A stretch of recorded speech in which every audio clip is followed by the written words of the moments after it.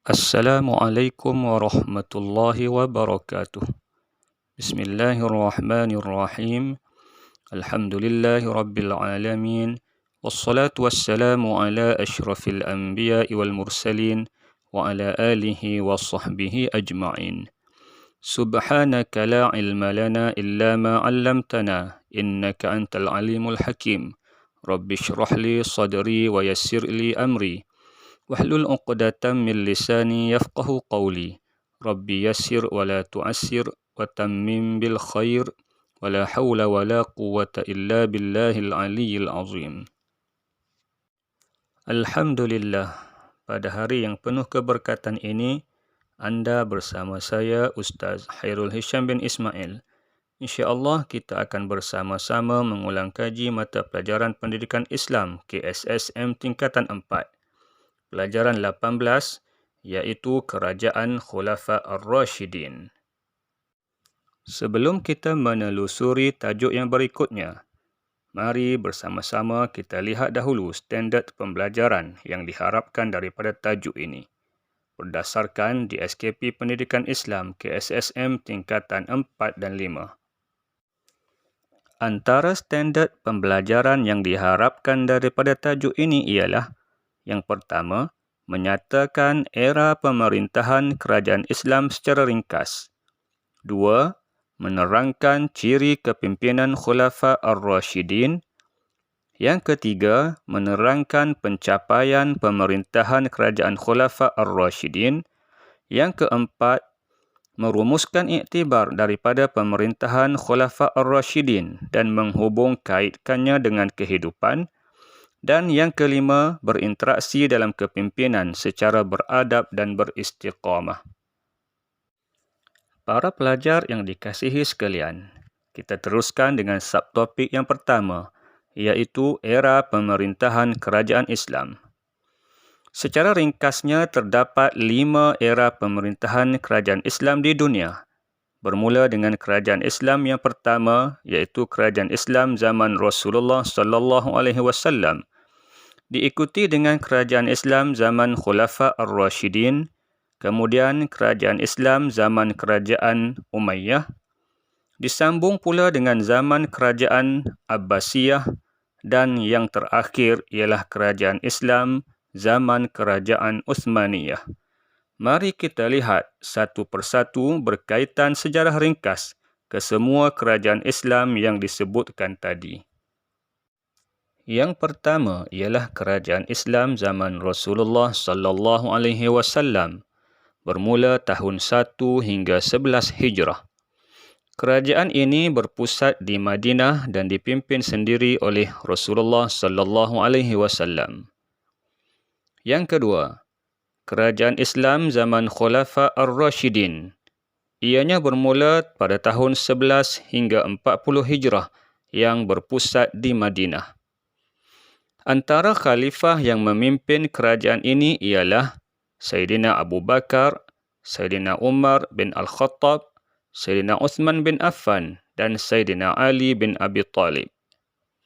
Seterusnya, kerajaan Islam yang ketiga iaitu kerajaan Umayyah. Kerajaan Umayyah bermula pada tahun 41 Hijrah sehinggalah tahun 132 Hijrah. Kerajaan ini berpusat di Damsyik. Dan antara khalifah yang terkenal pada zaman kerajaan ini adalah seperti Muawiyah bin Abi Sufyan, Abdul Malik bin Marwan, Al-Walid bin Abdul Malik, serta Umar bin Abdul Aziz.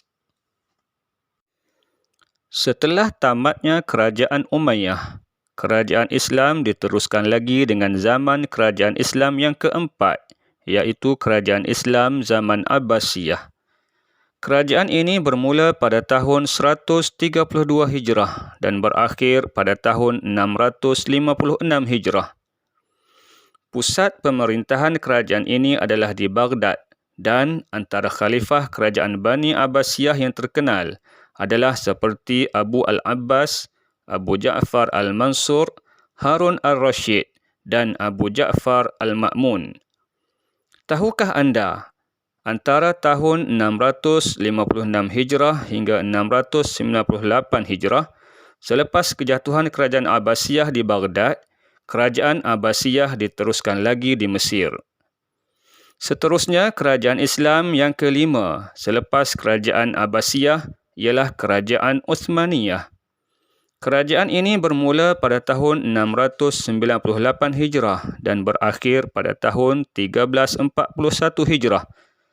Pusat pemerintahan kerajaan Uthmaniyah adalah di Istanbul dan antara sultan yang terkenal pada zaman kerajaan Uthmaniyah adalah seperti Uthman Ertugrul, Urqan, Muhammad Al-Fatih dan Sultan Sulaiman Al-Qanuni. Tahukah anda, kerajaan Islam terdahulu telah berjaya menguasai dunia selama hampir 1400 tahun lamanya.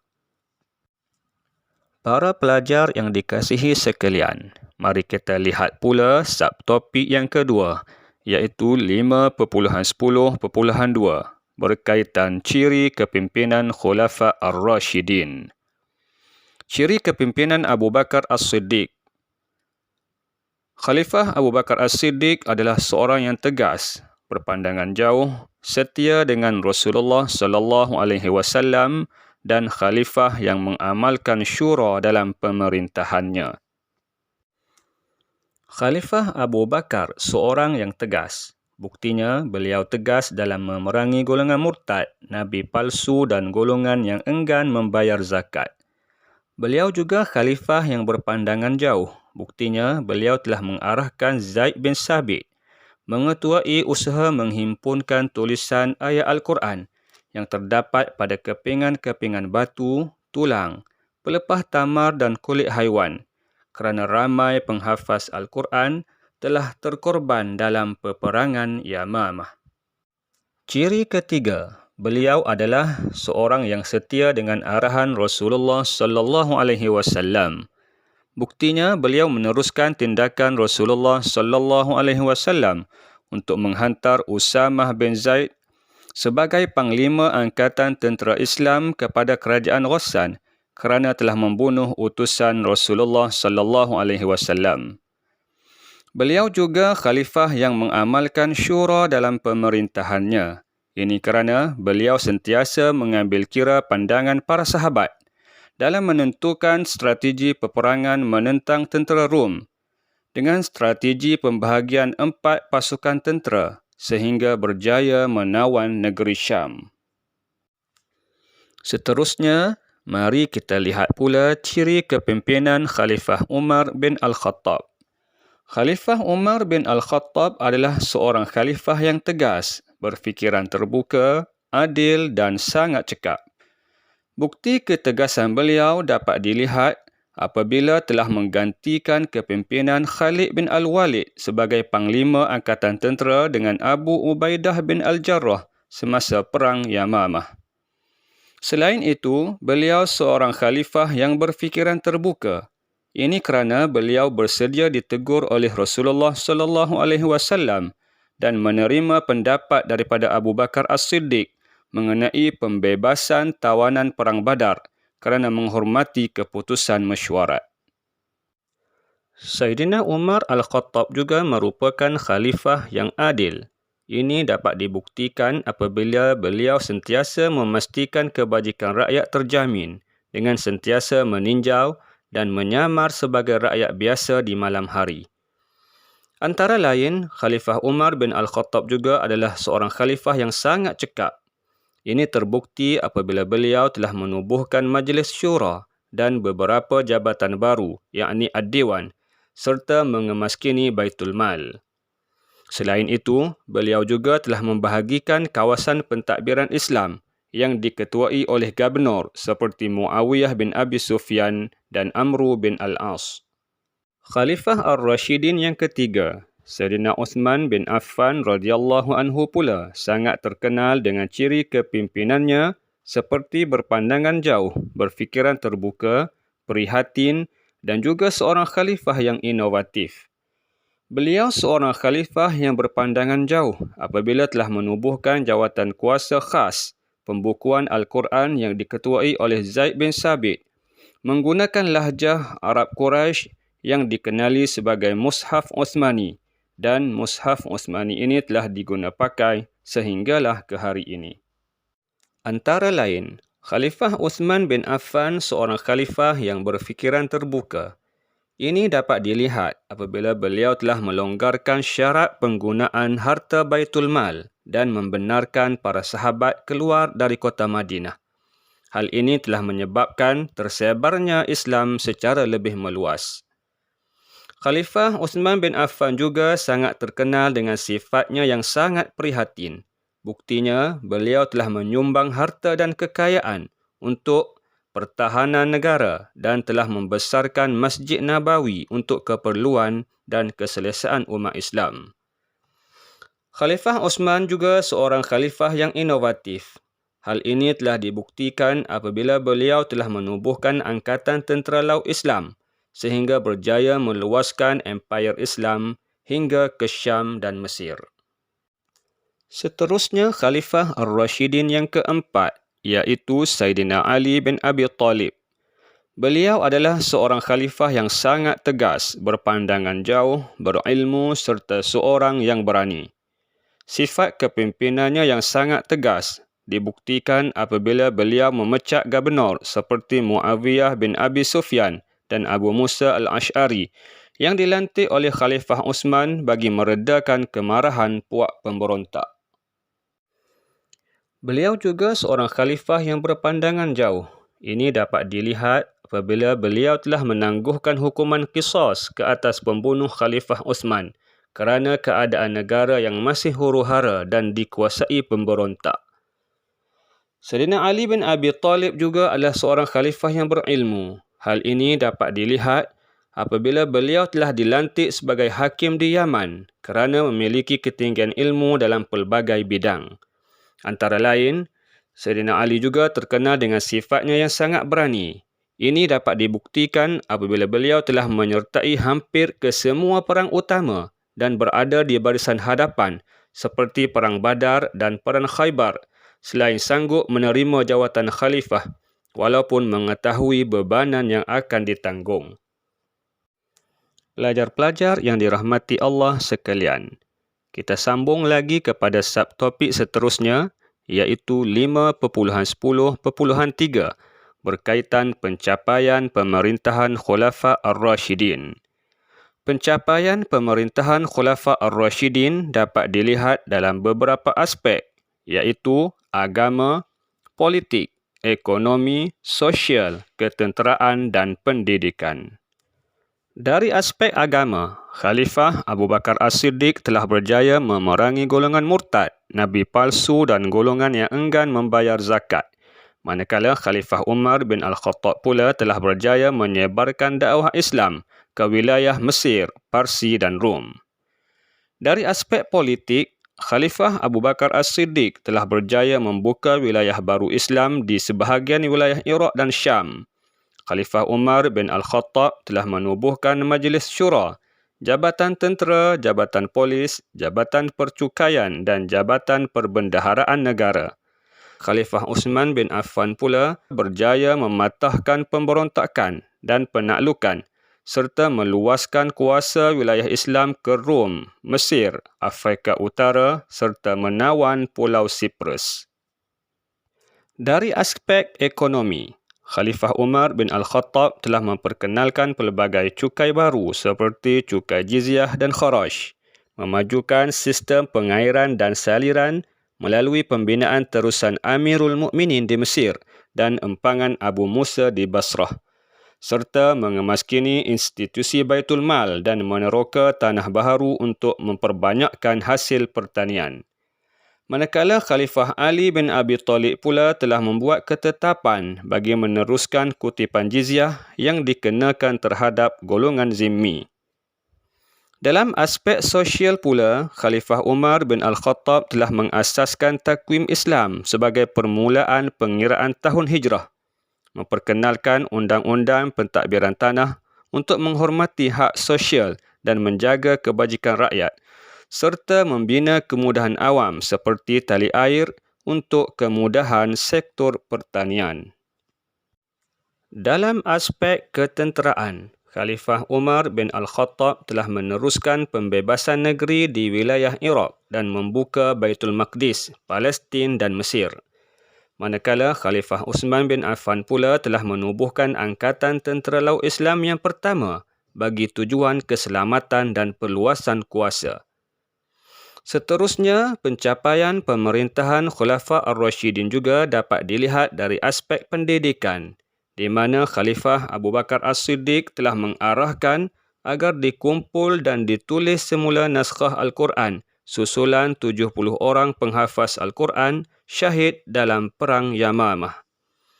Khalifah Umar bin Al-Khattab telah menubuhkan sekolah iaitu Al-Kuttab yang dikhususkan untuk kanak-kanak, dan Khalifah Uthman bin Affan pula telah menyelaraskan bacaan qiraat dan penulisan mushaf Al-Quran menggunakan bahasa Arab Quraisy dengan nama Mushaf Uthmani.